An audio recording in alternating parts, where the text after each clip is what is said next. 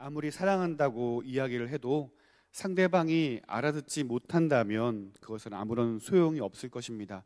그렇다면 왜 사랑을 알아듣지 못하는 일이 벌어지게 될까요?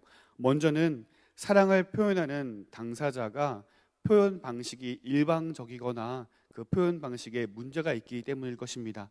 다른 하나는 상대방이 의지를 가지고 당사자의 표현을 거절하기 때문에 그 사랑이 들리지 않을 수 있습니다.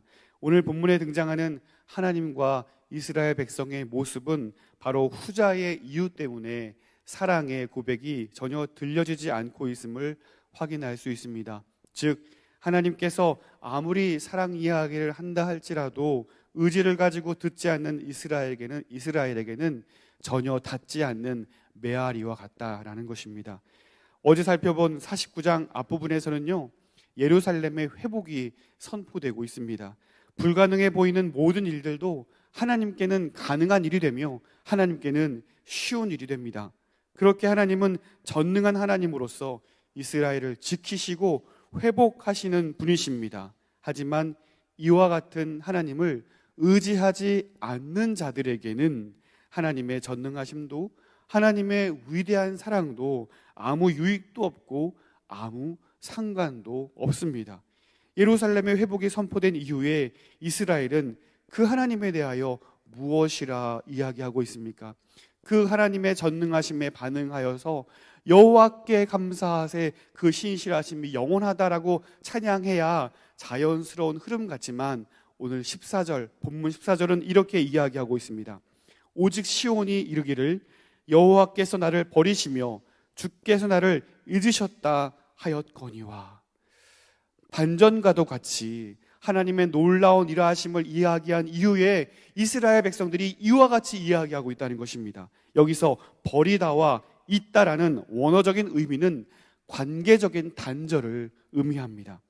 하나님은 이스라엘을 향한 위대한 큰 사랑을 주시려 하지만 정작 이스라엘은 그 사랑을 받은 적도 없고 그 사랑이 보이지도 않는다라고 이야기합니다. 오히려 하나님의 차가운 단절을 느낄 만큼 하나님의 사랑이 멀고 희미하다라며 탄식하고 있는 이스라엘 백성들의 이 탄식을 우리는 듣게 됩니다. 하나님의 사랑이 아버지의 거친 수염처럼 아이들이 받아들이기에는 일방적인 사랑이었기 때문이었을까요? 그렇지 않은 것 같습니다.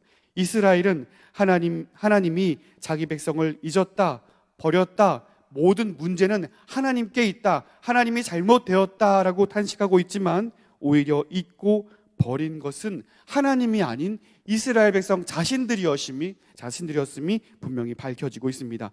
50장 1절과 2절 말씀을 제가 읽겠습니다. 나 여호와가 이같이 말하노라. 내가 너희의 어미를 내보낸 이혼 증서가 어디 있느냐? 내가 어느 체주에게 너희를 팔았느냐? 보라, 너희는 너희의 죄악으로 말미암아 팔렸고 너희의 어미는 너희의 배역함으로 말미암아 내보냄을 받았느니라.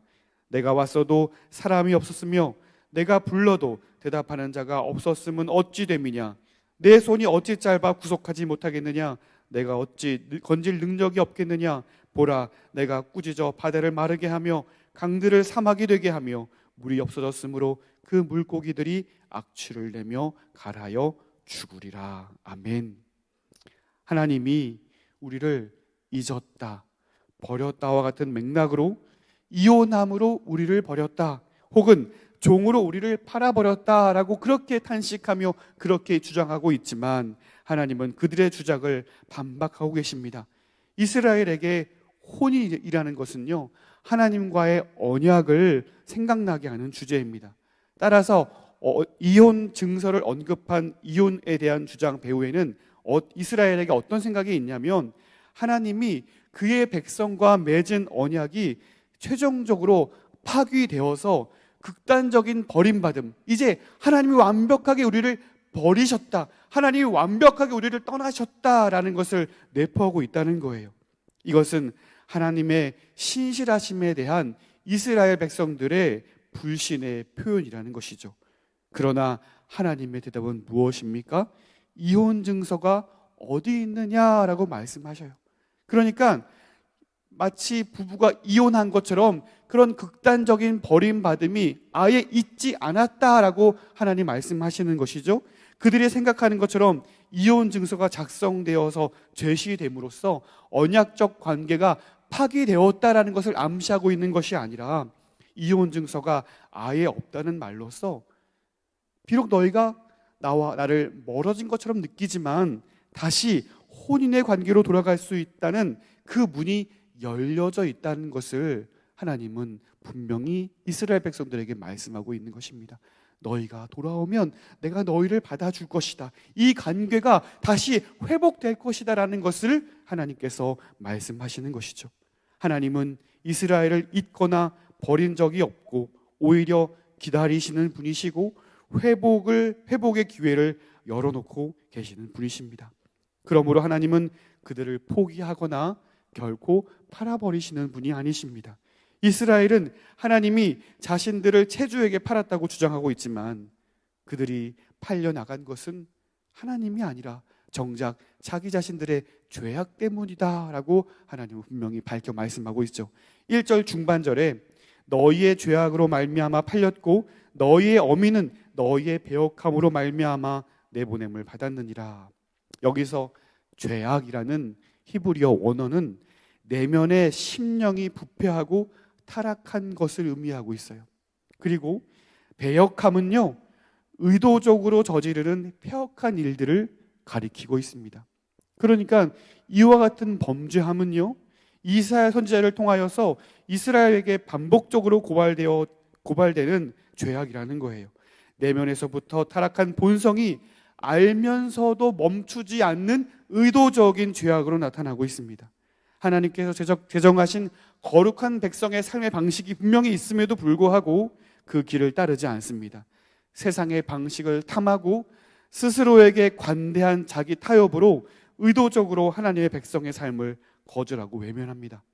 겉모습은 분명 하나님의 백성의 삶이요 선민이지만 하나님을 섬기는 모습을 하고 있지만 그들의 중심에는 하나님처럼 섬기는 우상들이 있었다는 사실입니다.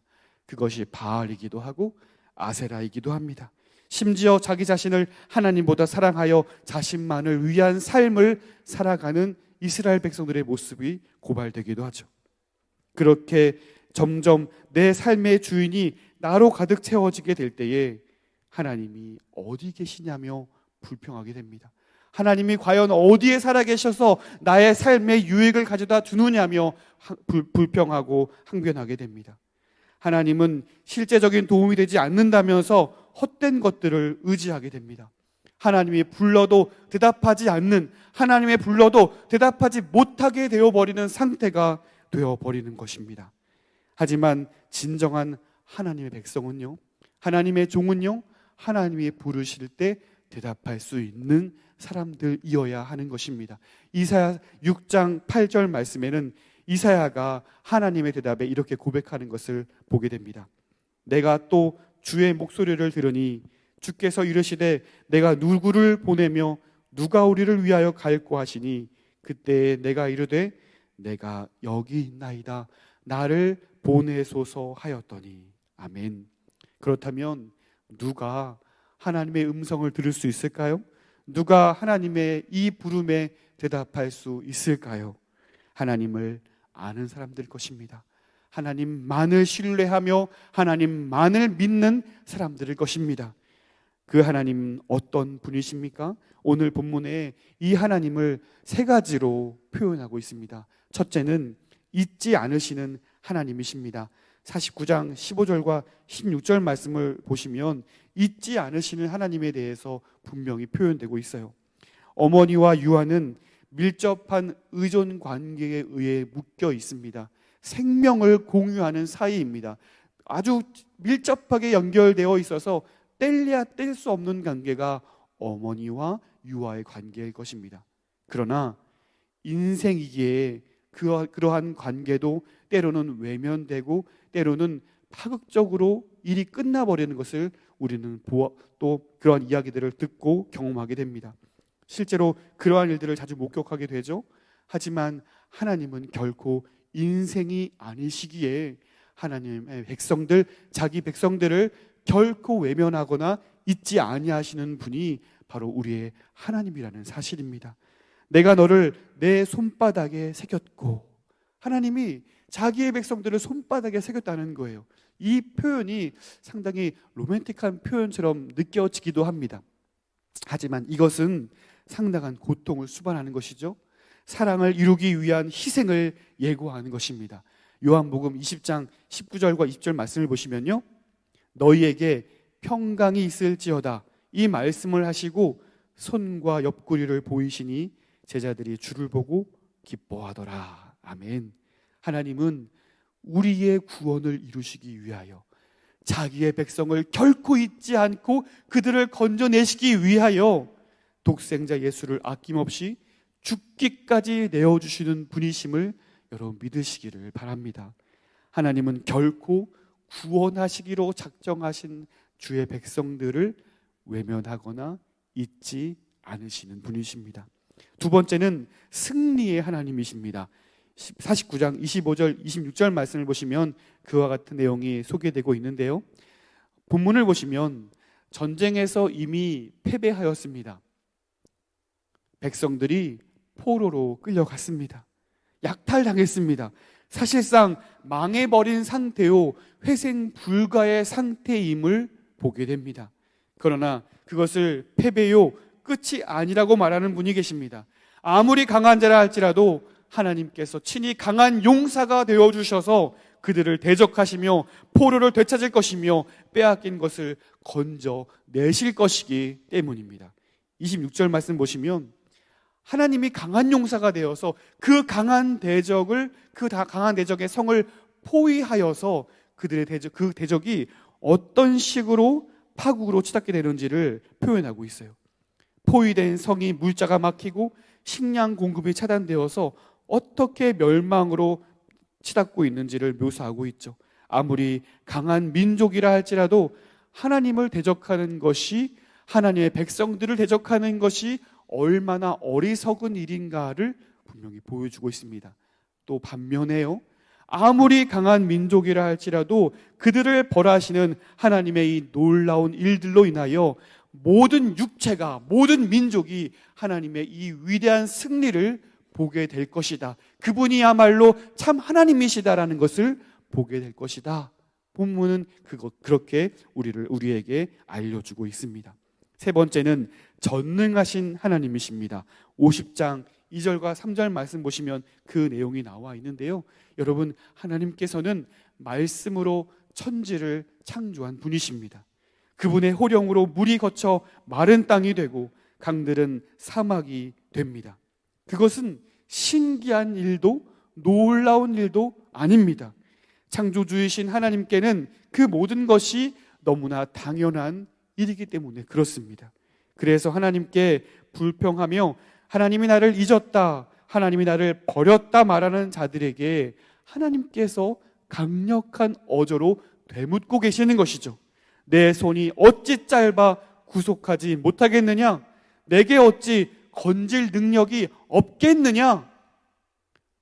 그럴 만한 힘과 능력이 하나님께 있다는 거예요. 그러나 자아 중심성에 빠져서 어려운 일에 만나고 급급한 일에 만나여서 그 전능한 하나님을 알지 못하고 그 하나님을 신뢰하지 못할 때에 하나님도 이 일은 못하실 거야, 하나님도 이 일은 해결하지 못하실 거야, 그렇게 의심하며 불평하며 원망하는 자들에게 그 신실하신 하나님을 나타내고 계시고 보라고 하나님이 이렇게 말씀하시고 있습니다. 하나님께서 손이 짧아 구속하지 못하는 것이 아니라, 그럴 만한 능력이 없는 분이 아니라 그 하나님을 신뢰하지 못하기에 이 하나님을 경험하지 못한다는 것입니다. 여러분, 하나님은 전능하신 분이십니다. 전능하다는 말이 무엇입니까? 모든 것이 능하시다, 모든 것이 가능하시다, 하나님 앞에는 불가능한 것이 없고 모든 것이 가능하다라는 것을 이렇게 알려주고 있는 것이죠.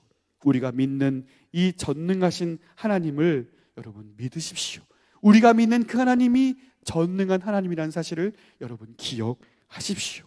오늘 신음하며 고통 가운데 있는 우리에게도 하나님께서는 똑같이 되물으십니다. 내 손이 어찌 짧아 구속하지 못하겠느냐? 내게 어찌 건질 능력이 없겠느냐? 사랑하는 성도 여러분, 이 전능하신 하나님을 신뢰함으로 하나님의 놀라운 일하심을 경험할 수 있는 저와 여러분의 복된 삶이 되시기를 간절히 소원합니다. 오늘 우리의 하나님은 어떤 하나님이십니까? 하나님은 결단코 자기 백성들을 잊지 아니하시는 분이십니다. 모든 것이 끝났다 할지라도 그 모든 것을 반전으로 다시 처음으로 회복할 수 있는 승리의 하나님이 바로 우리의 하나님임을 여러분 믿으시기를 바랍니다. 그와 같은 하나님에게는 모든 것이 가능합니다.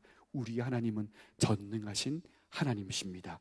이 하나님을 믿음으로, 이 하나님을 기억함으로 언제든지 하나님과 동행하여 살아갈 수 있는 저와 여러분의 복된 삶이 되시기를 주님의 이름으로 축원드립니다.